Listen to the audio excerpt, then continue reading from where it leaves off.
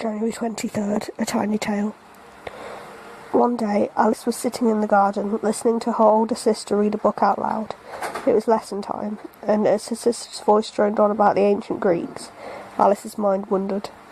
She wondered if it was nearly tea time. She'd smelt scones baking earlier, and her stomach rumbled in anticipation.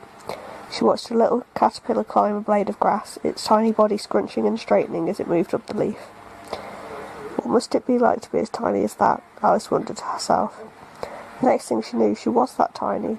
In an instant, the garden had grown higher and higher until the grass towered over her head, as tall as trees. The caterpillar, now half as long as Alice, waved its antennae at her and continued its climb.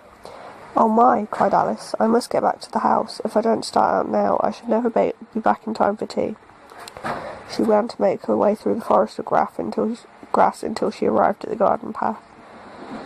The path, which formerly had seemed to slope ever so gently, now appeared as a mountain in front of her, and the house was not even visible. "I shall never get home in time for—" Whoops! Alice felt herself suddenly on her back, travelling feet first up the path. She looked down and gasped. 3 ants were carrying her on their backs. "Put me down at once," she said to them crossly, but the ants took no notice of her. With a quick twist of her body, she managed to tumble to the ground. The ants appeared not to realise that their load had vanished, and continued up the hill. "Well, at any rate, I'm now a good deal closer to home," said Alice, gazing up at her house. She found herself standing at the edge of a huge puddle. "However should I get across?" she wondered. Then a large leaf blew off a tree and landed in the puddle directly in front of her. She stepped onto the leaf and let the breeze blow her across. "I'm nearly there," she said triumphantly.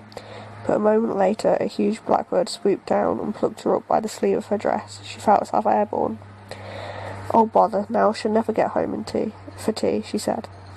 The next thing she knew, her sister was plucking her sleeve. "Wake up, Alice, you've fallen asleep again." With an exasperated sigh, her sister stood up. "We may as well end the lesson for the day, as it's time to go in. Have our tea." Enormously relieved to be her usual size again, Alice followed her sister up the garden path and into the house.